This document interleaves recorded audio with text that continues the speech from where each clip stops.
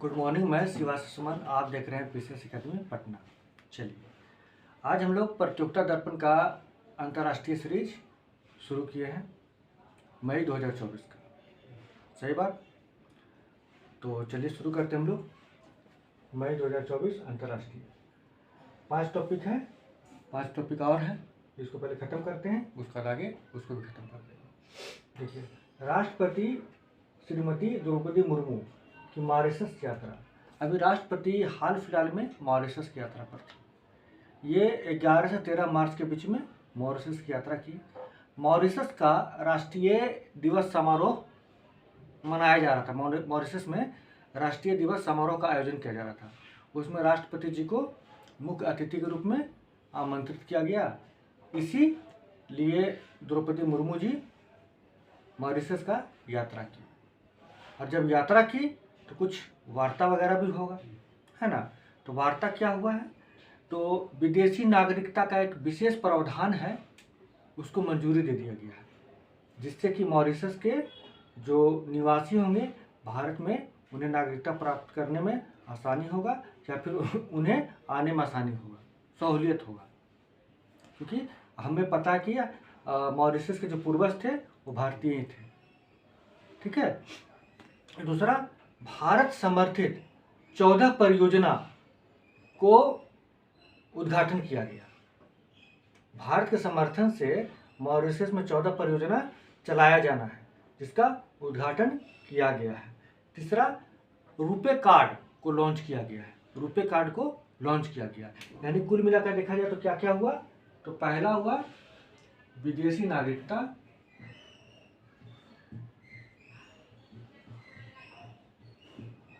पर काम हुआ है। दूसरा काम हुआ 14 परियोजना जो भारत के समर्थन से मॉरिशस में चल रहा है। 14 परियोजना का उद्घाटन किया गया। तीसरा है रुपे कार्ड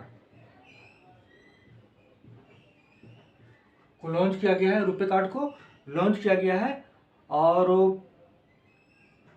12 मार्च का जो ऐतिहासिक दांडी मार्च था, 12 मार्च को जो ऐतिहासिक दांडी मार्च हुआ था, उसका वर्षगांठ भी मनाया गया, है ना।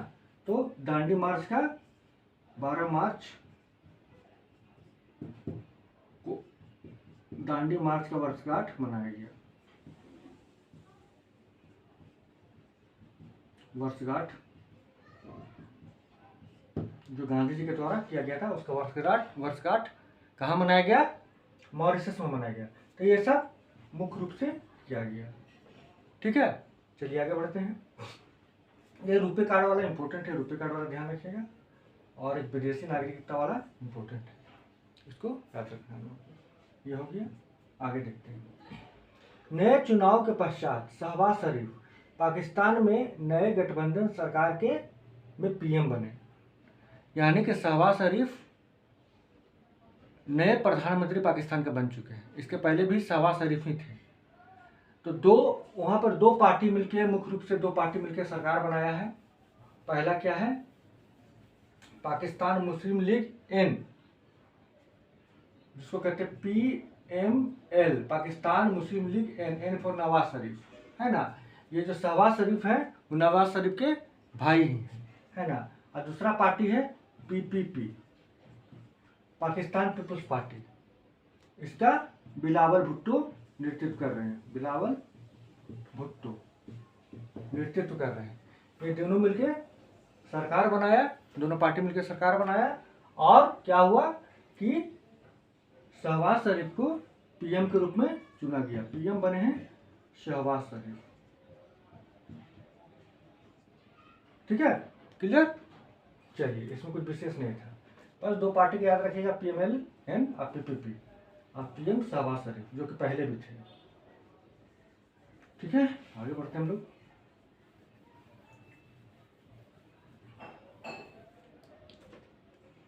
आसिफ अली जरदारी पाकिस्तान के नए राष्ट्रपति निर्वाचित हुए। पीएम तो शहबाज शरीफ नए पीएम बन गए। अब नए पीएम आसिफ अली जरदारी भी बने हैं, है ना। आसिफ अली जरदारी नए राष्ट्रपति बने। ठीक है, तो देखिए हुआ यूं कि जैसे कि बताएं कि अभी सरकार का गठन हुआ 2 पार्टी से। पहला क्या है, PMLN, और दूसरा है PPP। ठीक है, ये दोनों मिलकर क्या किया, सरकार बनाया और बना दिया PM किसको, शहबाज शरीफ को, शरीफ।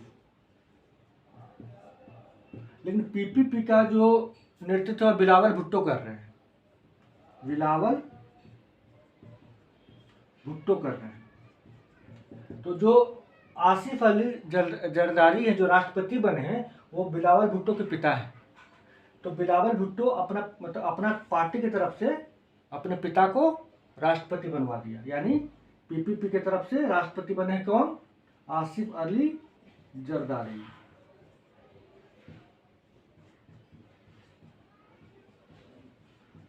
क्लियर, इतना याद रखना है। ये बेनजीर भुट्टो का पति थे। ठीक, आगे चलते हैं। ये दूसरी बार बने हैं, ये जो राष्ट्रपति बने हैं ये दूसरी बार बने हैं। और शहबाज शरीफ भी PM बने हैं, वो भी दूसरी बार बने। तो याद रखिएगा, शहबाज शरीफ भी PM दूसरी बार बने हैं और आसिफ अली जरदारी भी PM, ये राष्ट्रपति, दूसरी बार बने हैं। ठीक है, और पार्टी क्या पता ही दिए, PML और PPP। चलिए आगे देखते हैं हम लोग। नेपाल में प्रधानमंत्री प्रचंड ने नेपाली कांग्रेस को सत्तारूढ़ गठबंधन से बाहर कर दिया। ओली के नेतृत्व में कम्युनिस्ट पार्टी अब सत्ता में। तो नेपाल के प्रधानमंत्री कौन है, पहले जान लीजिए। तो पुष्प कमल दहल प्रचंड, पुष्प पूरा नाम है। ये नेपाली कांग्रेस पार्टी है, उसके सहयोग से क्या किए थे, तो उसके सहयोग से सत्ता में प्रधानमंत्री बने। ठीक है, अभी क्या हुआ कि कुछ अनबन हो गया, तो गठबंधन इसके साथ, नेपाली कांग्रेस के साथ गठबंधन तोड़कर ओली, KP शर्मा ओली जो फुल फॉर्म है, KP शर्मा ओली के पार्टी के साथ, कम्युनिस्ट पार्टी के साथ गठबंधन कर लिए। इसको समझ लेते हैं हम लोग इस प्रकार से।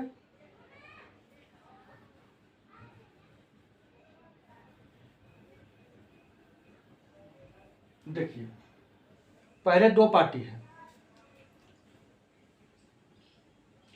ये प्रचंड बने हुए हैं 2 पार्टी के सहायता से। पहला क्या है, CPN, communist party of Nepal. ठीक है, CPN, और दूसरा बना हुआ कौन, CPN UML। तो पहला नेपाली कांग्रेस, नेपाली कांग्रेस, ये दोनों मिलकर क्या किया, सरकार बनाया, प्रचंड बने प्रधानमंत्री वहां पर। ठीक है, अब क्या हुआ कि इन दोनों पार्टी में अनबन हो गया, तो प्रचंड की इस पार्टी के साथ अपना गठबंधन तोड़ लिए, और गठबंधन किसके साथ कर लिए, CPN UML, जिसका प्रमुख है KP शर्मा ओली।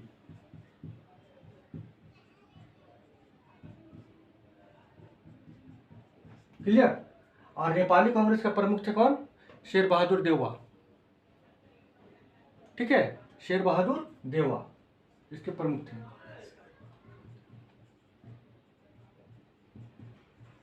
देउवा। ठीक है, तो इस तरह से देखते हैं कि जो प्रचंड है, कांग्रेस, नेपाली कांग्रेस के साथ अपना गठबंधन तोड़ लेते हैं, यानी शेर बहादुर देउवा के साथ अपना संबंध तोड़ लेते हैं, और CPN UML KP शर्मा का पार्टी के साथ गठबंधन कर लेते हैं। इस प्रकार आप देखिए कि माओवाद, ये भी क्या है, कम्युनिस्ट पार्टी है, और ये भी क्या है, कम्युनिस्ट पार्टी है। यानी कि नेपाल में कुल मिलाकर पूरी तरीके से कम्युनिस्ट विचारधारा का सरकार बन चुका है।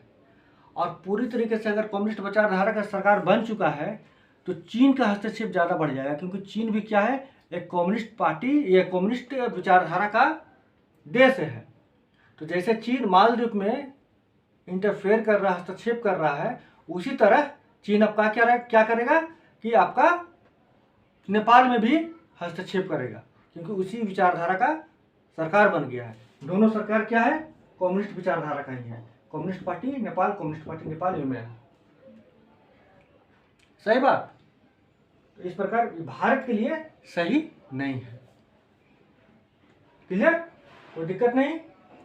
ठीक, इनका नाम प्रचंड का पूरा नाम है पुष्प कमल दहल प्रचंड, बता ही चुके हैं।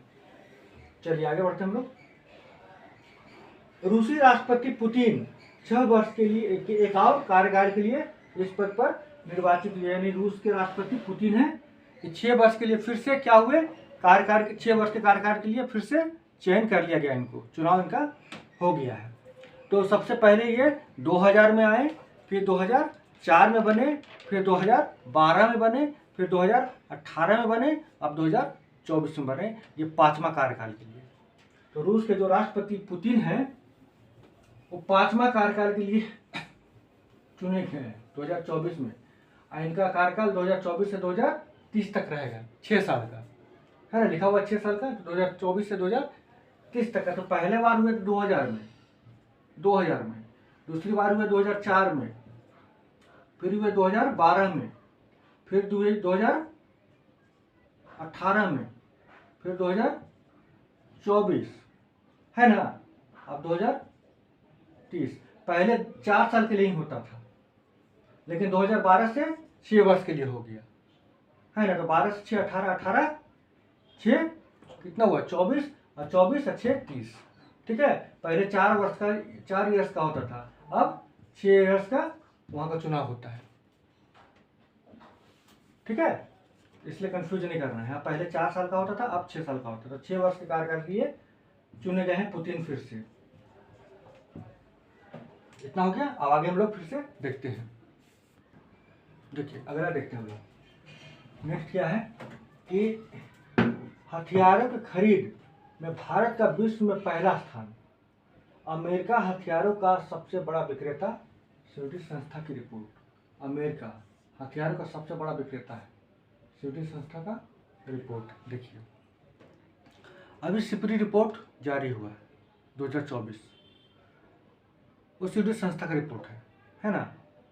वो रिपोर्ट बताता कि विश्व में सबसे अधिक हथियार का खरीदार भारत है, खरीदार, और सबसे अधिक बेचने वाला कौन है, अमेरिका।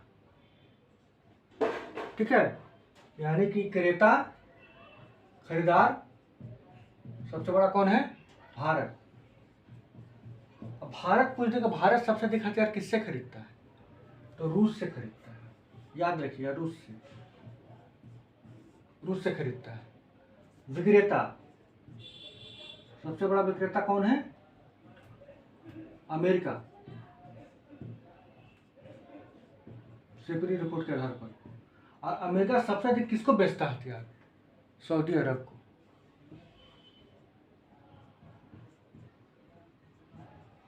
ठीक है, तो क्रेता भी जान गए, विक्रेता भी जान गए। क्रेता है तो किससे अधिक खरीदता है, विक्रेता है तो किसको अधिक बेचता है, वो भी जान चुके हम लोग। ये सिपरी रिपोर्ट है।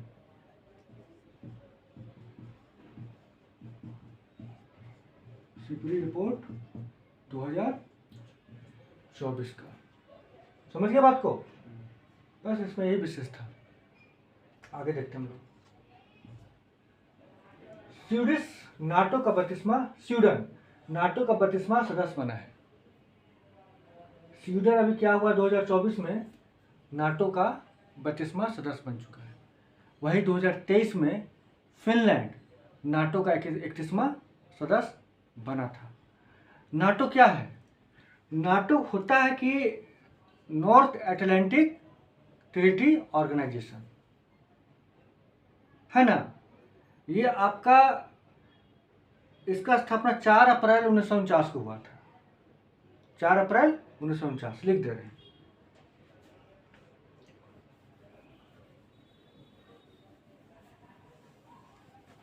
नाटो स्थापना 4 अप्रैल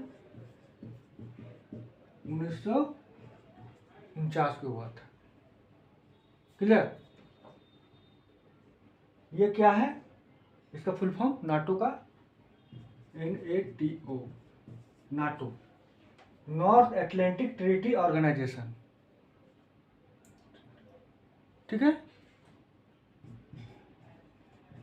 north Atlantic treaty organisation. Clear? इसका स्थापना हुआ था 4 अप्रैल 1949 को। ये है क्या? ये एक राजनीतिक संगठन है उत्तरी अमेरिका और यूरोपियन कंट्री का, और इसका स्थापना मुख्य रूप से हुआ था तत्कालीन सोवियत संघ के अपोजिट में। इन लोगों को खतरा था कि कहीं सोवियत संघ अटैक न कर दे, तो एक नाटो के रूप में संगठन बनाया कि अगर सोवियत संघ किसी भी देश, नाटो के किसी भी सदस्य पर हमला करेगा तो नाटो के सभी सदस्यों पर हमला माना जाएगा, सभी मिलकर लड़ाई करेगा। तो अभी जो रूस और यूक्रेन का युद्ध हो रहा है उससे डर का माहौल बन गया है स्वीडन और फिनलैंड जैसा देशों को, कहीं रूस उस पर भी अटैक न कर दे, इसलिए वो नाटो का सदस्य बन जा रहा है, ताकि अगर रूस फिनलैंड या स्वीडन पर आक्रमण करता है तो नाटो के सारे देश मिलकर उससे लड़ाई लड़ेंगे और स्वीडन और फिनलैंड पर बचाव करने का प्रयास करेंगे, है ना। तो बस यही इसका मुख्य उद्देश्य था। ठीक है, चलिए आगे देखते हैं। भूटान के प्रधानमंत्री त्शेरिंग टोब्गे अभी नए प्रधानमंत्री बने हैं। त्शेरिंग टोब्गे भारत की यात्रा पर आए। देखिए 14 से 18 मार्च के बीच में, 14 से 18 मार्च तक इनका यात्रा का प्रोग्राम था भारत में। त्शेरिंग टोब्गे का पीएम मोदी इनको आमंत्रित किए थे। आमंत्रण के पश्चात 14 से 18 मार्च के बीच में ये भारत की यात्रा किए। यात्रा समझिए बहुत खास है, क्योंकि इनका पहला राजकीय यात्रा है। अभी जनवरी में इनका चुनाव हुआ, चुने गए प्रधानमंत्री के रूप में, और पहला यात्रा वो भारत कर रहे हैं। इससे भारत भूटान का बहुत ही बेहतरीन रिश्ता को दिखाता है ना। और जब वो भारत आए तो निश्चित है कुछ वार्ता भी होगा, भारत के साथ कुछ वार्ता भी होगा भूटान का। तो वार्ता हुआ कनेक्टिविटी को लेकर, ऊर्जा को लेकर, जल विद्युत के लेकर। जल विद्युत, ऊर्जा और कनेक्टिविटी, तो कैसे दोनों देश मिलकर बढ़ा सकता है और इन क्षेत्रों में कैसे दोनों देश मिलकर काम कर सकता है, इस पर चर्चा हुआ। दूसरा, भारत और भूटान के सहयोग से एक पुनान सांगछू परियोजना चल रहा है। पुनान सांगछू,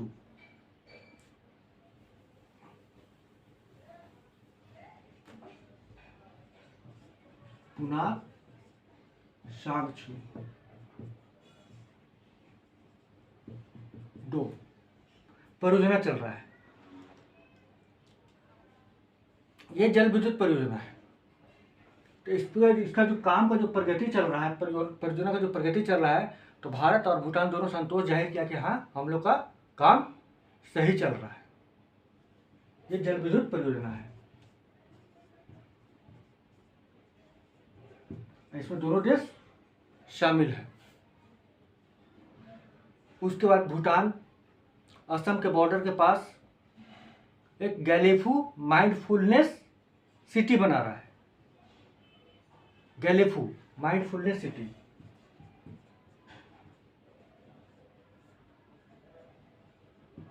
माइंडफुलनेस सिटी दर्पण में दिया हुआ है, जब आप रीडिंग मारेंगे तो मिल जाएगा, लेकिन जो इम्पोर्टेंट है उसको हम डिस्कशन कर रहे हैं। ये असम सीमा के बगल में ही है। गैलेफू माइंडफुलनेस सिटी बना रहा है। तो भारत जिसका भी बड़ा बड़ाई किया कि बहुत सुंदर सिटी बन रहा है, इससे दोनों देशों के बीच में रिश्ता और मजबूत होगा, आर्थिक गतिविधि, कनेक्टिविटी बढ़ेगा। तो इस तरह से ये सब पर चर्चा हुआ है। ठीक है, और इसमें कुछ विशेष नहीं है। चलिए आगे बढ़ते हैं।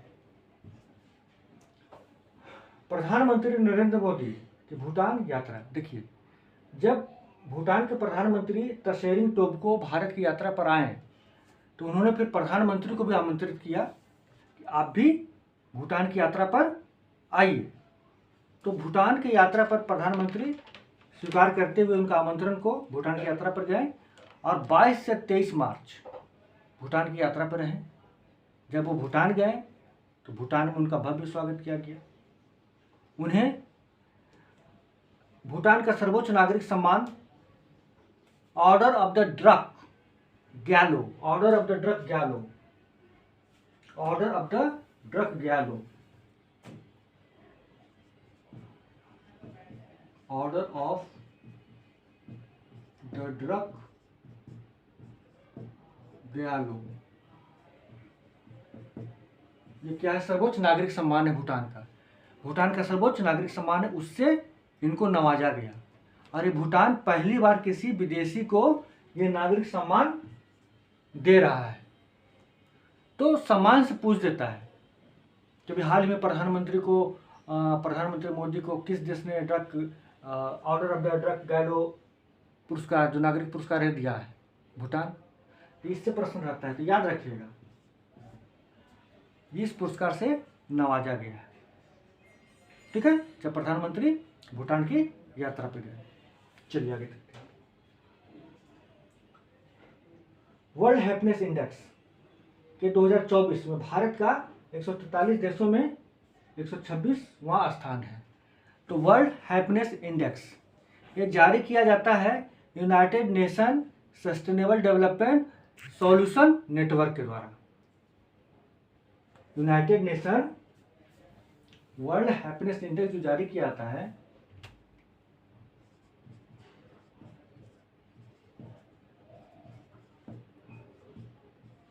इंडेक्स किसके द्वारा जारी किया जाता है?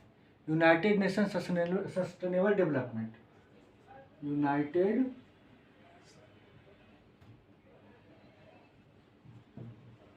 Nation sustainable